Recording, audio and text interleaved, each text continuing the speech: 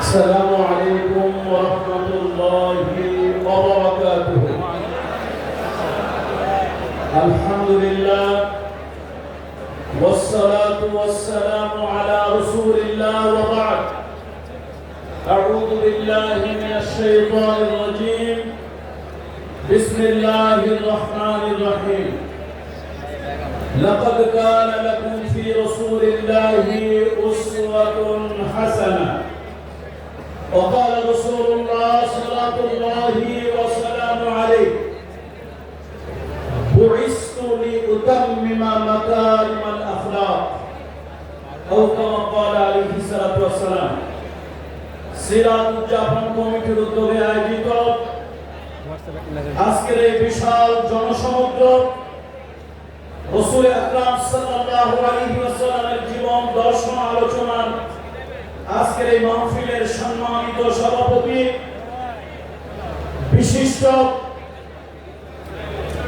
আলেমে দ্বীন, অন্যায় অসত্যের বিরুদ্ধে বলিষ্ঠ কণ্ঠস্বর হযরত মাওলানা আবু তাহের সাহেব জিহাদি সাহেব হাফেজাহুল্লাহ, মঞ্চ উপবিষ্ট আছেন বাংলাদেশের আলেম জগতের নক্ষত্রতুল্য হাজারাত উলামায়ে কেরাম, উপস্থিত আছেন বিশ্ব ইসলামী আন্দোলনের অত্যন্ত সুশৃঙ্খল সুনিয়ন্ত্রিত সারা দুনিয়ার প্রসিদ্ধ একটি সংগঠন বাংলাদেশ জামাত ইসলামী ঢাকা মহানগরীর উত্তর এবং দক্ষিণের সম্মানিত নেতৃবৃন্দ, আজকের এই সিরাত প্রোগ্রামে দাঁড়িয়ে আমার সর্বপ্রথম যার কথা মনে পড়ছে, যে তরুণের পাখি, যে তরুণের সৈনিক আজকের এই মাঠে উপস্থিত থাকলেন, আজকের এই গণজাগরণ গণজোয়ার একটা গণ বিস্ফোরণে রূপান্তরিত হতো। তিনি হলেন দুর্ভাগ্য দীর্ঘ 15টি বছর এক জগদ্দল জালিম স্বৈর শাসক, এক জগদ্দল জালিম স্বৈর শাসক আমাদের বুকের উপরে চেপে বসেছিল। যেই জালিমদের কারণে আমাদের কণ্ঠ রোধ হয়ে গিয়েছিল, সেই জালিমদের কারণে আমাদের দৃষ্টি শক্তি লোপ পেয়েছিল, সেই জালিমের জুলমের কারণে আমাদের নাভিশ্বাস হয়েছিল। আজকে সেই ছাত্র আন্দোলনের, বৈষম্য বিরোধী ছাত্র আন্দোলনের সেই শহীদদের জন্য আল্লাহ সুবহানাহু ওয়া তাআলার কাছে দোয়া করি।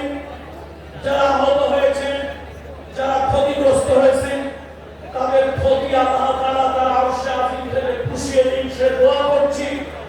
আজকে বুক ভরে নিঃশ্বাস নিতে পারছি। আমি তো মনে করি আল্লামার ইন্তেকালের পরে বাংলাদেশের জমিনে আজকে একটা নতুন ইতিহাস, একটা নতুন অধ্যায় সৃষ্টি হয়েছে। নানান ধরনের উল্টা পাল্টা কাজে নিয়োজিত ছিল। আপনারা জানেন এখানে কেউ শিখা চিরন্তন জ্বালিয়েছিল। শিখা কখনো চিরন্তন হয় না। চিরন্তন চিন্ময় অব্যয় অক্ষয় চিরঞ্জীবী যিনি, শাশ্বত যিনি, তিনি হচ্ছেন আল্লাহ সুবহানাহু ওয়া তাআলা। আমরা সওয়াতি উদ্যানে অনেক কিছু হতে দেখেছি। আজকে কালের সাক্ষী হলো, আজকে কালের সাক্ষী হলো বৃষ্টি স্নাত পদ্মমুক্ত এই জমিনে আল্লাহর হাবিবের সিরাত আলোচনার জন্য একটা নতুন দিগন্ত, নতুন মুখ উন্মোচিত হলো।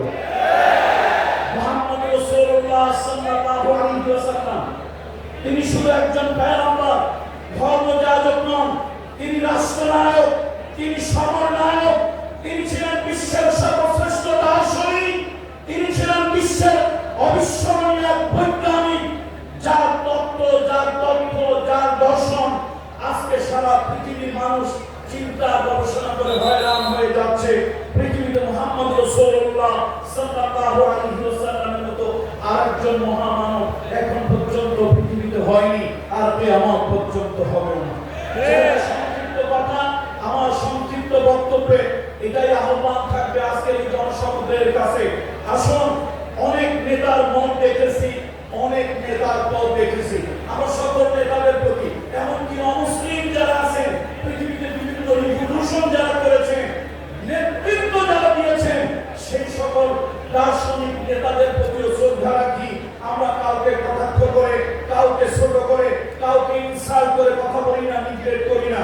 তবে একটা বাস্তবকে বাস্তব মেনেই নিতে হয়। পৃথিবীর যারা ছিলেন অনেক নেতা দার্শনিক, চরিত্র উপরে ছিল ফিটফাট, মার্ডার ভিতরে ছিল সরলতা। কিন্তু একজন মহামানব যার চরিত্রের সার্টিফিকেট আল্লাহ তাআলা আরশে আজিম থেকে দিয়েছেন, ওয়া ইন্নাকা লাআলা খুলুকিন আযীম। সেই নবীকে আঘাত করলে আরশে আজিমে আঘাত লাগে, সেই নবীকে গালি দিলে আল্লাহর আরশে গিয়ে আলীর আঘাত, গালি আঘাত স্পর্শ করে। কাফেররা বলেছিল আনতা মাজনুন লাস্তা মুরসালান। আল্লাহ তাআলা আরশে আজিম থেকে জানিয়ে দিলেন নুন ওয়াল কালাম ওয়া মা ইয়াসতুরুন। কাফেররা বলেছিল লাস্তা মুরসালান, আল্লাহ জানিয়ে দিলেন ইয়াসিন ইন্নাকা ওয়াল কুরআনিল হাকীম ইন্নাকা লামিনাল মুরসালিন। মুহাম্মদ রাসূলুল্লাহ সাল্লাল্লাহু আলাইহি ওয়াসাল্লাম তিনি সাদা কালোর ব্যবধান দূর করার জন্য, তিনি ধনী গরিবের বৈষম্য দূর করার জন্য, তিনি সমাজের নির্যাতিত নিগৃহীত মানবতার জন্য তিনি যা করেছেন পৃথিবীতে কেউ এমনকি করতে পারবে না। তিনি মদিনার রাষ্ট্রনায়ক হলেন, তিনি মদিনার রাষ্ট্রপতি হলেন। তার সবথেকে প্রিয়, তার সবথেকে পরিবার টুকরা, তার কন্যা ফাতেমাতুজ জোহরা বাবার কাছে এসে বলেছিল, বাবা আমাকে একটা খাদেমা দিন, আমাকে একটা খাদেমা দিন, যে বাড়ি আমাকে সহযোগিতা করবে, একজন পরিচারিকা দিন।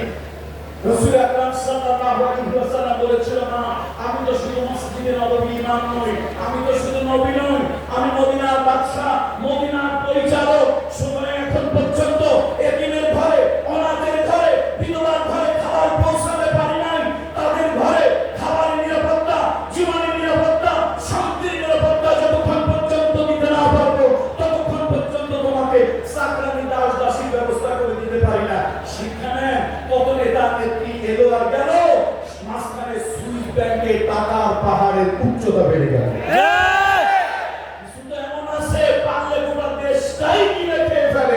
সর্বশেষ আমার বক্তব্য থাকবে, যে নেতা 40 বছরের দায়িত্ব প্রাপ্ত হওয়ার আগে থেকেই এবং পরে কোনদিন কোন মিথ্যা, কোন অসংলগ্ন, কোন দৃষ্টিগোচর কথা যিনি বলেননি, আসল পৃথিবীতে মানতে যদি হয়, জানতে যদি হয়, অনুসরণ করতে যদি হয়, পৃথিবী যদি সাজাতে চাই, এই অশান্ত পৃথিবীকে যদি শান্তিময় করতে চাই, কোন নেতা, কোন নেত্রী, কোন ব্যক্তির আদর্শ নিয়ে নয়, মানবতার মহান বন্ধু, মানবতার মহান শিক্ষক মুহাম্মদ রাসূলুল্লাহ সাল্লাল্লাহু আলাইহি ওয়াসাল্লাম তার আদর্শ দিয়ে পৃথিবী সুশোভিত হোক, সৌন্দর্যমণ্ডিত হোক। তাম পৃথিবীতে জাতি, ধর্ম, বর্ণ নির্বিশেষে শান্তির সুবাতাস বয়ে যাক, এই প্রত্যাশা রেখে আয়োজকদেরকে হৃদয় থেকে উষ্ণ অভিনন্দন।